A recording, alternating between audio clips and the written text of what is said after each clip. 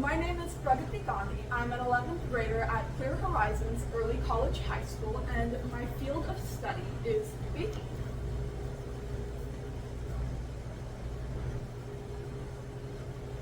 What is ISM? ISM stands for the Independent Study and Mentorship. This is where students have the opportunity to learn more about the field that they're interested in, as well as getting work in their field of career. And this is a picture of me and my mentor on our first day.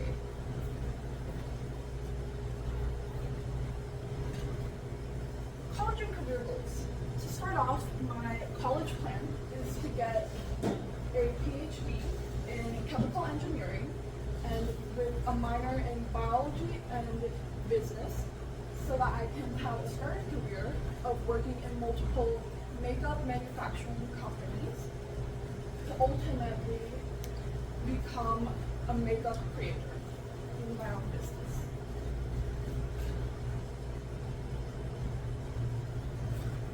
So this is my mentor overview. This is my mentor's bakery and my mentor's name. Who is she? She's Jody Luna. She is the founder of the Food of Life Bake Shop, and this mentorship really helps support my goals by teaching me things that I never knew before, like boxing baked goods, boxing products, and knowing how to price goods.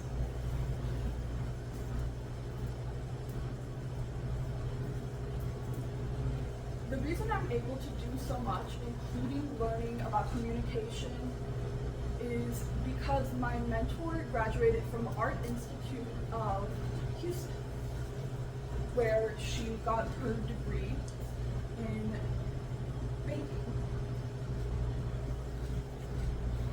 These are pictures of my mentor's accomplishments.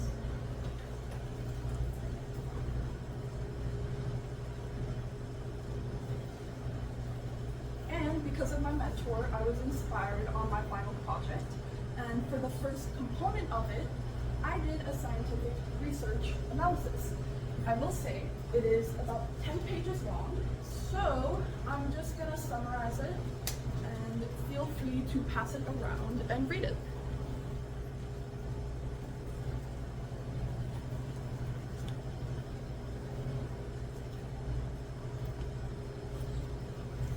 So for the process of veganizing a cake, I learned that you need to understand the fundamentals of traditional baking before you can truly understand how to make substitutions and replacements.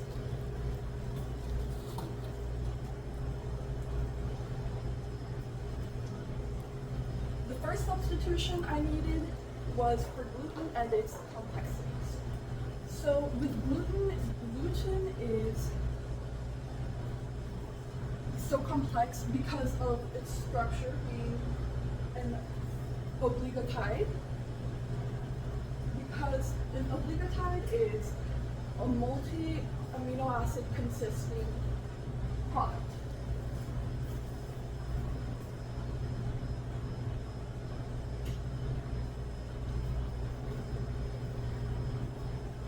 In order to substitute this gluten, I use xanthan gum because its properties are structural based and make cakes more structured, causing it to have good elasticity, and the proportion of gluten-free cake flour to xanthan gum is going to be half a teaspoon of xanthan gum to 2 cups of gluten-free flour that doesn't already contain xanthan gum.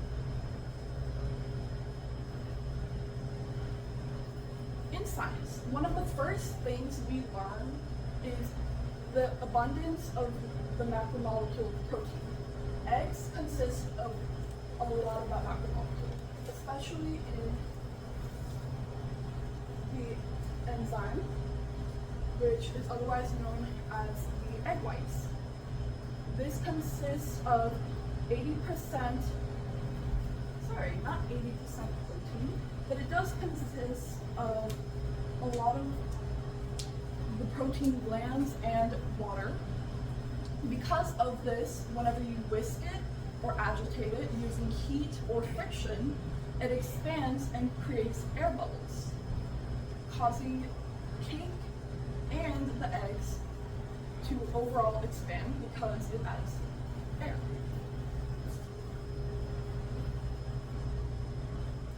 The substitution for this is apple cider vinegar, because apple cider vinegar is made from fermented apple juice, and the fermentation process requires anaerobic respiration, which anaerobic respiration is the fermentation.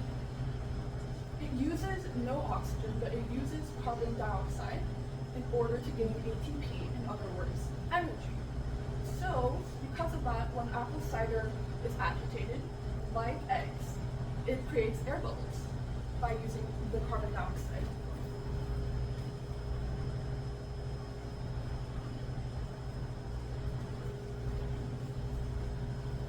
For butter versus margarine, they both have a 1-to-1 replacement ratio. However, the difference is that while butter is made of 80% fat and 20% water, margarine is made from different vegetable oils. And because of that, margarine is more inconsistent in melting and freezing points than butter, because it varies from brand to brand. And the reason why both create a nice crust is because they both consist of triglycerides and phospholipids, which have a hydrophobic tail and a hydrophilic head, which helps to separate the crust from the center.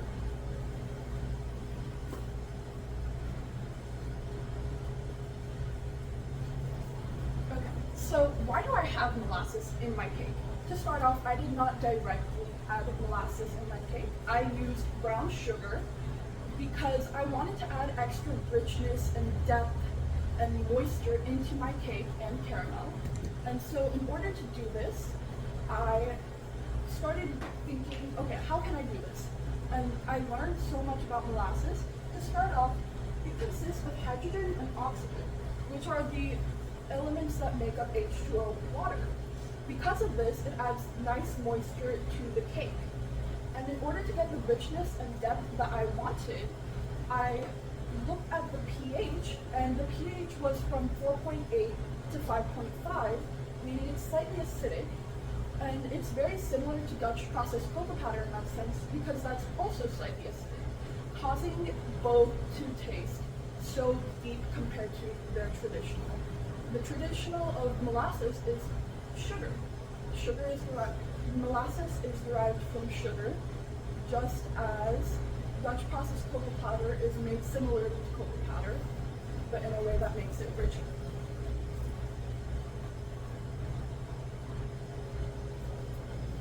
For my other components of my final project, I have the caramel, cake, and frosting recipe. This is 3 pages. I'm also not going to really be going over this, but I did use my research in order to eventually come up with a recipe, which took trial and error. So now I'm going to be talking about my first attempt as well as some of my other attempts. To start off, I had to try making vegan caramel. Seems easy, right? Nope. The first time me and my mentor made it, we ended up making dulce de leche by accident. And it's delicious, but it's also not caramel. So we tried another recipe, and it worked.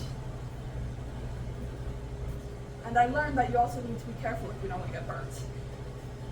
Okay, and then for the vegan cake, the first try was actually really good. It turned out wonderfully. But then when I tried to do the conversion factors, I didn't do the math right. And earlier I had mentioned that xanthan gum's proportion should be half a teaspoon of xanthan gum to 2 cups of gluten-free flour. I used 2 teaspoons of xanthan gum for 3 cups of gluten-free flour. So it ended up being too gummy-like and too thick. So I had to redo my math. And then I frosted and layered the cakes, which I found pretty fun and easy, but I learned a lot of things that I didn't know beforehand, especially because I added caramel in between each cake layer.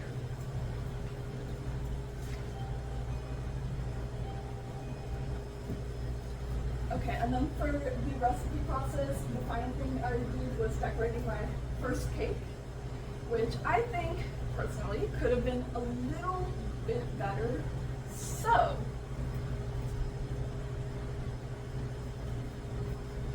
I started practicing. And this was a 3-layer 6-inch cake, and this was a 1-layer 6-inch cake, and so was this. I just kind of played around with these two, trying different piping techniques, and then I tried to make a coquette style cake. Didn't exactly turn out how I wanted, but you live and you learn. And then I also tried practicing at home with colors.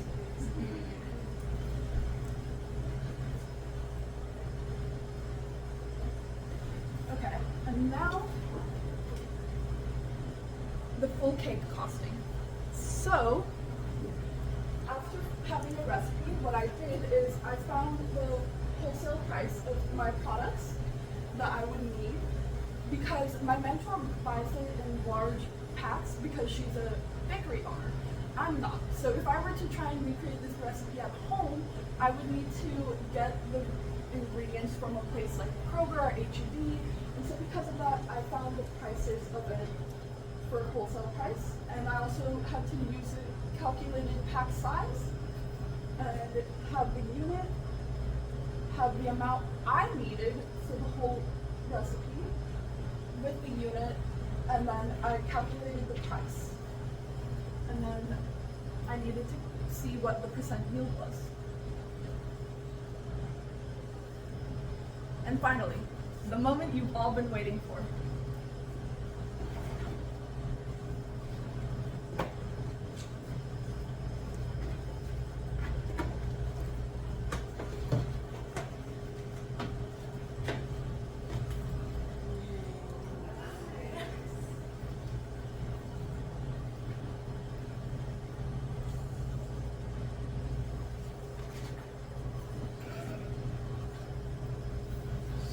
The cake. Beautiful.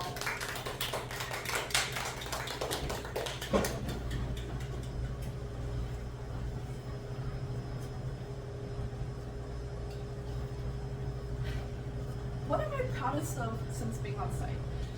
First of all, this cake, this lovely cake. Second of all, I learned a lot. I learned how to price products. I learned how to create a product. I learned how to package this product. I learned how to decorate, and I learned how to use my creativity to my advantage.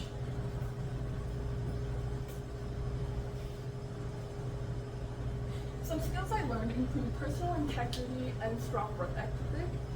And I also learned that if I don't stick to these rules, it will bite me in the butt, as mentioned in my first try of the cake.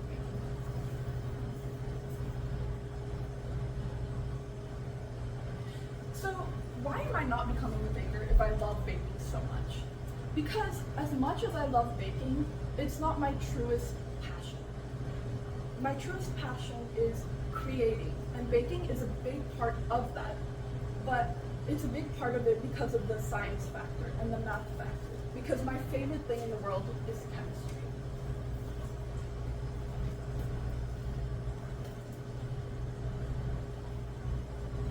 The end is just the beginning is a quote from every episode of Ever After High. And I quoted it because it helps remind me that even though it's the end of this mentorship, and I will be a little sad about it, it's the beginning of new opportunities to learn, to eventually reach my goal.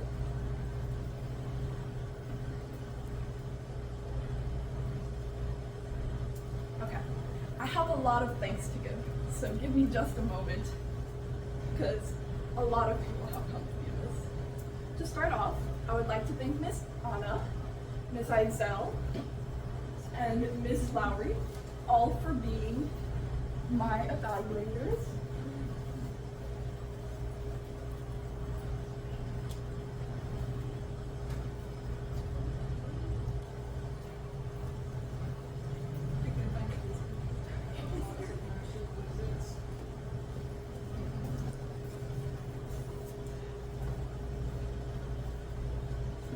would like to thank my friends and family for first of all being here today, but also for being encouraging and supporting me through this whole process. I couldn't have done it without you guys.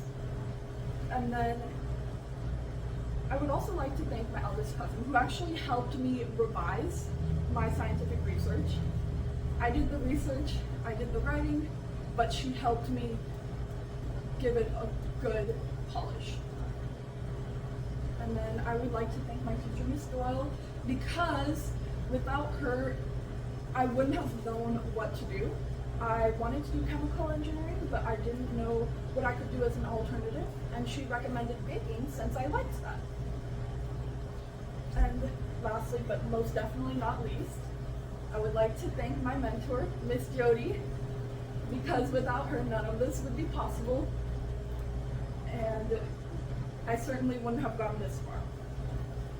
So I wanted to say thank you.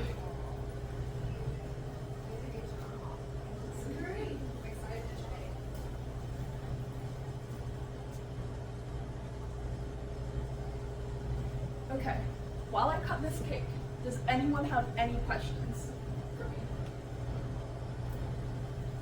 me? Yes? So how do you think your skills in a role making will help with chemical engineering? So yeah, for chemical engineering, I think baking will definitely help because in the kitchen, there's very minimal space, and as someone who's relatively tall, I needed to get used to that. It may seem insignificant, but when you work in a very heated and very small area, you tend to need to rewire your brain into getting used to that way of thinking. So whenever I'm in a lab, I will be able to now move around, definitely not as freely because of the limited space, but in a way that I'm used to. And it has also taught me to be creative. As literally just before the presentation, I didn't know where I would even present this. But baking has taught me that I can be creative in where I present. I was about to present on the door, but ended up doing it on the wall. Yes? So you were doing vegan at baking. When you go to cosmetics, are you going to make vegan cosmetics? Is that one of your goals? Yes, one of my goals is to create cruelty-free products so that it can be like a feel-good thing, as well as like knowing that no animals were harmed during the making of makeup. Is there any other questions?